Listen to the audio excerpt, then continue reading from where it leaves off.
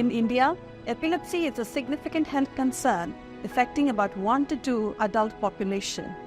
Hi, I'm Dr. Lakshmi and you're watching Yashoda Hospital's The Health Obsession, where all your health-related queries are answered here. So let's discuss and know more about epilepsy and its latest treatment modalities in our today's episode. Joining our discussion today is Dr. M. Vijayasarathi, consultant neurosurgeon from Yashoda Hospitals, High Tech City. Welcome to the program, Doctor. Yeah, hello.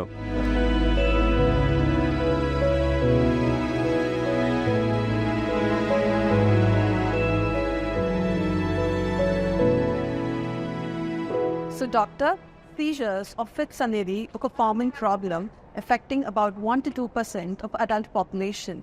So, to begin with, seizures అంటే ఏంటి and దీన్ని మనం ఎలా recognise చేస్తాం? సాధారణంగా Caesar అంటే మన మామూలు పరిభాషలో మూర్ఛరోగం అంటారండి తెలుగులో. సో ఇది మన గణాంకాల ప్రకారం ప్రతి 1000 మందికి ఒక మనిషికి ఉండే జబ్బు. ఈ మామూలుగా ఈ మూర్ఛరోగాన్ని ఎలా గుర్తిస్తారంటే సడన్గా ఉన్నటువంటి పేషెంట్ యొక్క స్పృహ కోల్పోవడము, కాళ్ళు చేతులు వైలెంట్గా కొట్టుకోవడం అనే ఒక లక్షణాలతో పేషెంట్స్ ప్రజెంట్ చేస్తారు. సో మామూలుగా ఏంటంటే ఫిట్స్ వచ్చాయని అర్థం ఏంటంటే బ్రెయిన్లో ఏదో ఒక భాగం చచ్చుపడి దానిలోంచి అబ్నార్మల్ సిగ్నల్స్ బయటకు వస్తాయని అర్థం. సో మామూలుగా ఏంటంటే యూజువల్గా ఈ బ్రెయిన్లో ఉన్న ఈ యొక్క కణజాలం ఏదైతే పాడవుతుందో అది పాడు కావడానికి చాలా కారణాలు ఉంటాయి. కొన్ని దెబ్బ తగలడం వల్ల పాడు కావచ్చు, ఒక ట్యూమర్స్ వల్ల పాడు కావచ్చు, లేదు అంటే ఒకసారి చిన్నపిల్లల్లో ఫెబ్రైల్ సీజర్స్ అని వస్తాయి. అంటే చిన్నపిల్లలో చిన్నప్పుడు జ్వరం వచ్చినప్పుడు ఏమవుతుందంటే ఆ యొక్క మెదడులో కొంత భాగము ఆక్సిజన్ సరఫరా లోపించి దాంతో పాడవుతుందన్నమాట. సో దాంతో పేషెంట్స్ ఫిట్స్ వస్తాయి. సో మామూలుగా ఫిట్స్ ఉన్న వాళ్ళ లక్షణాలు ఏంటి? ఫిట్స్ వచ్చే ముందు ఆరా అంటారు. ఆరా అంటే ఏంటంటే ఫిట్స్ వచ్చే ముందు తెలుస్తుంటుంది అనమాట. సిమ్టమ్స్ వస్తుంటాయి. కడుపులో తీవ్రమైన ఆకలి వస్తుంది, కొందరిలో కళ్ళల్లో అబ్నార్మల్ లైట్స్ వస్తుంటాయి అనమాట. తర్వాత కాళ్ళు చేతులు వైలెంట్ కొట్టుకొని కింద పడిపోతారు. ఒకసారి ఫిట్స్ అని నిర్ధారణ వచ్చిన తర్వాత డాక్టర్ గారు ఏం చేస్తారంటే మందులు పెడతారు. యాంటీ ఎపిలెప్టిక్స్ అని పెడతారు. యాంటీ ఎపిలెప్టిక్స్ అనే మందులు రెగ్యులర్గా వాడుతూ ఉండాలి. ఏ ఒక్క రోజు మనం మిస్ కావడానికి వీల్లేదు. ఒకవేళ మిస్ అయితే ఏంటంటే రీబౌండ్ ఫినామినాగా ఇంకా ఎక్కువ ఫిట్స్ వచ్చే అవకాశం ఉంది. సో సెకండ్ ఏంటంటే కొన్ని ఇంట్రాక్టబుల్ ఎపిలెప్సీ అంటారు. ఇంట్రాక్టబుల్ ఎపిలెప్సీ అంటే ఏంటంటే మందులతో కూడా కంట్రోల్ కాకపోతే కనుక ఫిట్స్ని ఇంట్రాక్టబుల్ ఎపిలెప్సీ అంటారు. సో అటువంటి వాళ్ళు ఏంటంటే they are good surgical candidates. Usual ఏంటంటే 100కి ఒక 70% ఫిట్స్ పేషెంట్ ఆపరేషన్తో నయం చేయొచ్చు.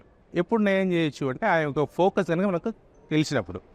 ఎలా తెలుస్తుంది ఫోకస్ అంటే ఫస్ట్ ఏంటంటే డాక్టర్ గారి దగ్గర కరెక్ట్ హిస్టరీ ఇవ్వాలి. అంటే ఎలా వచ్చింది ఫిట్స్, ఎడమ వైపు వచ్చిందా, కుడివైపు వచ్చిందా, వచ్చే ముందు లక్షణాలు ఏంటి అవన్నీ డాక్టర్ గారు చెప్పిన తర్వాత డాక్టర్ గారు ఏం చేస్తారు, ఎంఆర్ఐ స్కాన్ చేయిస్తారు. రెండోది. మూడోది ఏంటంటే ఈజీ అంటే ఎలక్ట్రో ఎన్కెఫలోగ్రామ్. మనం హార్ట్కి ఎలా అయితే ఈసీజీ చేస్తామో మెదడుకు కూడా ఈజీ చేస్తారు. ఈజీ చేసిన తర్వాత ఆ ఈజీలో కనుక ఫోకస్ వచ్చి ఆ ఫోకసే ఎంఆర్ఐలో కూడా కనిపిస్తే కనుక అది అబ్నార్మల్ ఫోకస్ అని నిర్ధారించుకున్న తర్వాత దాన్ని ఆపరేషన్ చేసి తీయడం ద్వారా మనం ఫిట్స్ నుంచి పూర్తిగా విముక్తి పొందొచ్చు. సో డాక్టర్, సీజర్స్ అనే వ్యాధి డయాగ్నోస్ అయిన తర్వాత మనం ఎలా ఎవాల్యుయేట్ అండ్ ఇన్వెస్టిగేట్ చేస్తాము?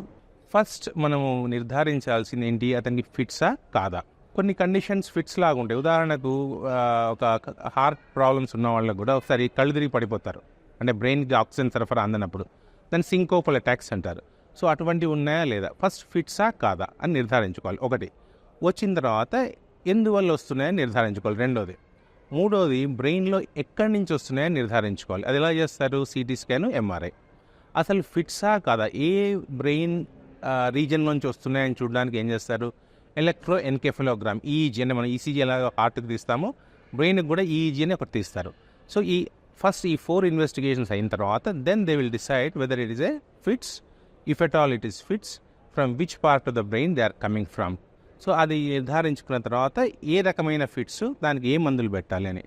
సో సాధారణంగా ఏంటంటే ఒక డ్రగ్తో మొదలు పెడతారు. సో ఒక డ్రగ్తో కంట్రోల్ కాదు 2 డ్రగ్స్ పెడతారు, అప్రాప్రియేట్ డ్రగ్స్. అంటే ఒక రకమైన ఫిట్స్ ఉంటే ఒక మందు ఉంటుంది, ఇంకో రకమైన ఫిట్స్ ఇంకో మందు ఉంటుంది. సో ఆ విధంగా మందులు పెట్టిన తర్వాత అప్పటికి కంట్రోల్ కాకపోతే then he will become a surgical candidate. So as a patient fits మందులు, యాంటీ ఎపిలెప్టిక్స్ మందులు రెగ్యులర్గా తీసుకోవాల్సిన ఆవశ్యకత ఎంతైనా ఉంది. ఒకవేళ మందులు కనుక మిస్ అవుతే there is a chance that the fits May rebound, అంటే ఇంకా ఫోర్స్తో వస్తాయి. సో మీరు ఆహారం తీసుకోవడం అన్నా మర్చిపోవచ్చు, కానీ ఫిట్స్ మందులు మాత్రం మర్చిపోకూడదు. So discussing about FITS treatment, doctor, latest treatment modalities or procedures ఏమున్నాయి? ఇక లేటెస్ట్గా ఏంటంటే, అంటే ఇప్పుడు సాధారణంగా ఫిట్స్లో ఎంఆర్ఐ చేసిన తర్వాత చాలామందికి ఆ ఫోకస్ కనిపించదు. సో ఎంత ఎంఆర్ఐ చేస్తారు కనిపించదు, పెట్ స్కానింగ్ చేస్తారు ఒకసారి కనిపించదు. సో అటువంటి ఏంటంటే స్టీరియో ఈఈజీ అంటారు. స్టీరియో ఈఈజీ అంటే ఏం చేస్తారంటే మెదడులోనే నావిగేషన్ ద్వారా ఎలక్ట్రోడ్స్ పెట్టి, అంటే మన అప్రాప్రియేట్ ఏరియాల్లో ఎక్కడైతే అనుమానం ఉందో ఆ ఏరియాలో ఎలక్ట్రోడ్స్ పెట్టి అక్కడి నుంచి కంటిన్యూస్ 2-3 రోజులు రికార్డ్ చేసి అక్కడి నుంచి కనుక అబ్నార్మల్ సిగ్నల్స్ వచ్చాయి అంటే అది ఒక ఫిట్ ఫోకస్ లాగా నిర్ధారించుకుంటారు అనమాట. ఇది లేటెస్ట్ ట్రీట్మెంట్. ఒకసారి వచ్చిన తర్వాత ఏంటంటే దాన్ని ఆపరేషన్ చేసి తీయడం అనేది యూజువల్ ప్రొసీజర్. ఇంకొన్ని ప్రొసీజర్స్ వచ్చాయి. ఒకటి లేజర్ అబ్లేషన్ అని, అవన్నీ ప్రాథమికంగా ఇంకా పూర్తిగా అందుబాటులో రాలేదు. ప్రస్తుతానికి ఏంటంటే ఫిట్స్ ఆ ఫోకస్ ఎలా కనుక్కోవడం అనేది ఒక అధునాతమైన ప్రక్రియలా వచ్చింది. ఇది స్టీరియో ఎన్కెఫలోగ్రామ్ అని, స్టీరియో ఈజీ అని. స్టీరియో ఎలక్ట్రోడ్స్ మేము బ్రెయిన్లో నావిగేషన్ పద్ధతి ద్వారా ఇంట్రడ్యూస్ చేసి దాని నుంచి వచ్చే సిగ్నల్స్ బట్టి మనం మెదడులో ఎక్కడ ఉందో ఫోకస్ కనుక్కొని ఆ ఫోకస్ని తీయడానికి ప్రయత్నం చేస్తాం. Even though seizure is a common disorder, but due to lack of awareness, there are many myths surrounding the story. So it's now time to know the facts and bust few myths. Taking the first one, it's common for people to lose consciousness during the fit.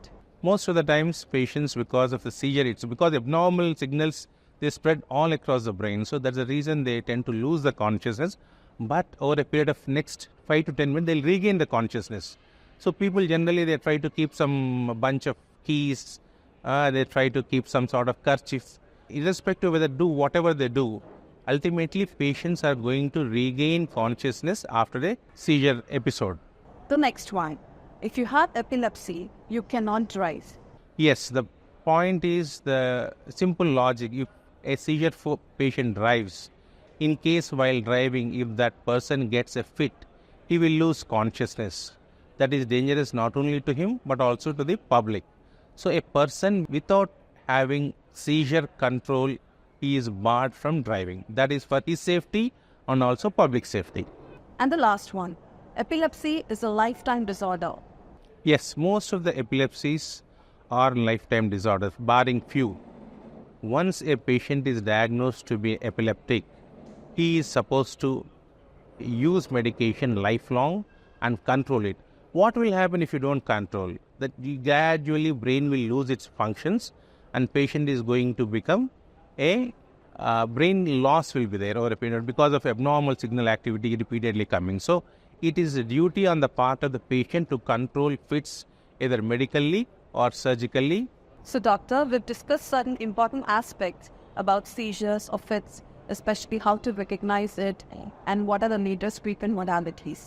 So coming to another important aspect, what are certain precautions that people diagnosed with this disorder should follow, especially while traveling? Yeah, while traveling, they also should possess a card that they are a seizure patients and what medications they are using and what are the doses they are taking. And in case if they lose consciousness and somebody has to carry a card address to inform nearby relatives. And the second thing is, if the seizures are not controlled, they're not supposed to drive. They're not supposed to drive the public transport. So before we wrap this episode, doctor, what message you would like to share with our viewers out there as far as epilepsy or seizure disorder is concerned? Yeah, all epilepsy patients should control the seizures with medication regularly. And those patients who are surgically remediable causes, they should undergo surgery as early as possible to prevent permanent damage to their brain. So thank you, doctor. It was wonderful having you here on our episode today. Thank you very much. So this brings us to the end of this episode. Hope this episode was informative and enlightening on the topic seizures or epilepsy, and don't forget to join us for next week as well. Until then, take care and stay healthy. Thank you.